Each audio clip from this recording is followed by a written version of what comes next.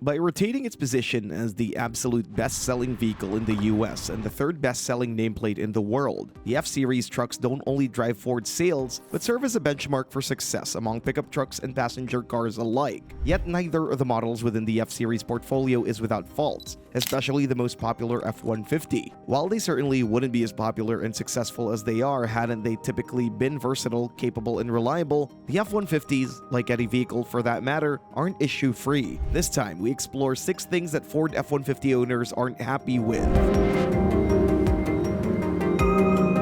Number 6. Engine problems.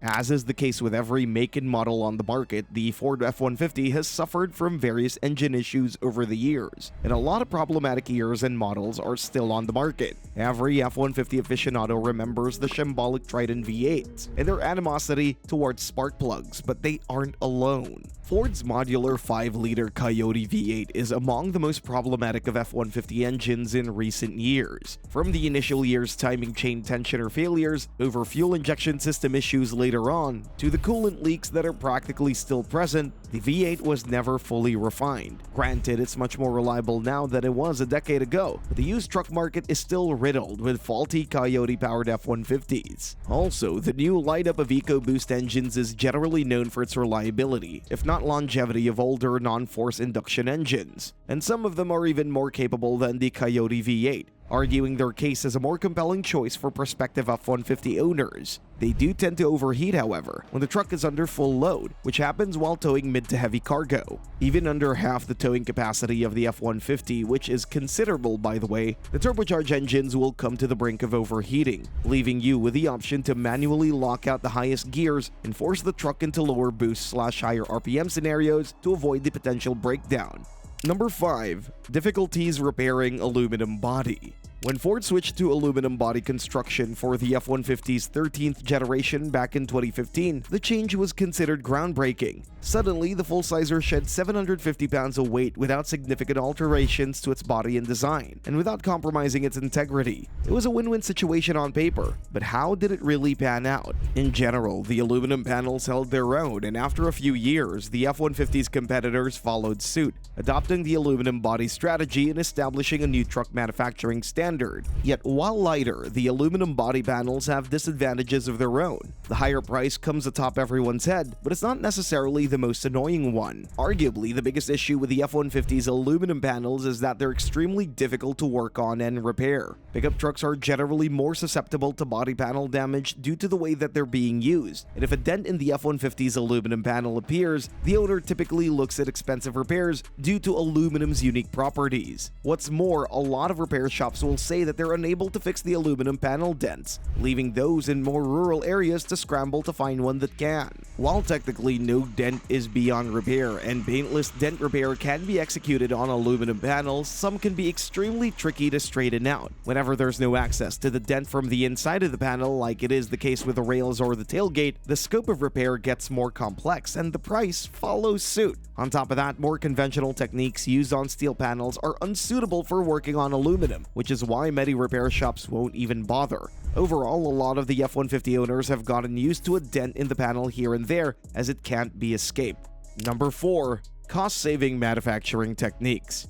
Profit is the #1 article on every automaker's agenda, and Ford is no different. In a world of ever-increased competitiveness, sometimes car manufacturers find creative ways to implement cost-saving techniques. Using plastic instead of metal here, using fewer parts there, saving out on out-of-sight areas of the vehicle, you get the idea. Sadly, the F-150 is a prime example of such a vehicle. Arguably, the most glaring example of such cost-saving practices can be observed in the F-150's plastic oil pans and oil pan drain plugs. Introduced with the 2.7-liter EcoBoost V6s in 2015, and then implemented on the already available 3.5-liter engines and newly introduced 3.0-liter units from 2016, this cost-saving technique can lead to potentially severe issues down the road. Many F-150 owners have experienced oil leaks at low mileage from buying new, and to say they didn't appreciate this would be an understatement. The plastic oil plug also tends to break, unlike the conventional solutions. Changing the oil can also be a hassle from a plastic oil pan and plug F-150 owner. The plug utilizes a quartum turn mechanism, and if you're not careful, the oil will burst out and make quite a mess. Speaking of plastic usage around critical engine components, Ford also uses plastic coolant bottles and fittings, which are also prone to leaking.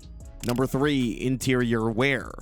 While the F-150's interior has gone a long way since the early Spartan days, especially in the ludicrously expensive range-topping trims, not everything is straight up great about it. Sure, the lavishly appointed King Ranch Platinum models look and feel great initially, but that doesn't last forever. While everything that's used daily wears down after a while, it seems that the F-150's interior tends to wear down rather quickly, especially for $60,000 to $80,000 vehicles. The leather used to upholster the mentioned trim seats wears down rather quickly, especially around the cushioning area, and many owners have complained about it. While it's sometimes easy to blame the owners for not taking proper care of their seats, Ford's manual suggests against using leather seat conditioners due to the type of leather that they're using in the seat upholstery. In other words, you're as likely to damage your F-150 leather by taking good care of it as it's likely to get damaged by you not taking care of it. Putting this paradox aside, even leather seats in brand new trucks quickly develop creases and wrinkles, which only get worse with the passing of time, which is unacceptable for luxury vehicle price tag standards. Number 2. Excessive oil consumption. A truck that burns oil like there's no tomorrow isn't an uncommon thing, but when it's a new or low-mileage truck that does it, then something doesn't add up. F-150 models equipped with the 5-liter V8 produced between 2018 and 2020 are known for burning through excessive amounts of oil. Ford is aware of this problem and even issued a technical service bulletin, but only put up vague recommendations for the mechanics, suggesting reprogramming the powertrain control module, installing a new dipstick, and changing the oil and filter. Needless to say, the affected owners weren't satisfied as it didn't make the issue go away and followed up with a class action lawsuit. Loss of engine oil can and will lead to serious engine breakdowns down the line, but the potential safety issues are even more serious. Burning through excessive amounts of oil can lead to engine stalling, and if such a thing should happen in the middle of a busy intersection or on a speeding highway, owners could find themselves in a perilous situation. Number 1. Substantially increased pricing. Let's face it, car prices are tied to inflation and adjusted almost on a yearly basis. Needless to say, they almost exclusively go up, and in the long run, the almost bit is redundant. While all vehicles have experienced price increases and quite substantial ones in the recent few years, it seems that pickup truck owners in general have received the shorter end of the stick. Comparing, for instance, the 2015 Ford F-150 prices with the 2023 pricing levels, you'll note quite a substantial discrepancy. The entry-level price for the 2015 models was $26,615 after the $395 increase from the year before. The 2023 Ford F-150, on the other hand, costs at least $33,835. To put this into perspective, in under 10 years, the base F-150 XL model's prices have gone up by 27%, while the core inflation for the time period amounts to 26%. Everything seems to be fine, most would think.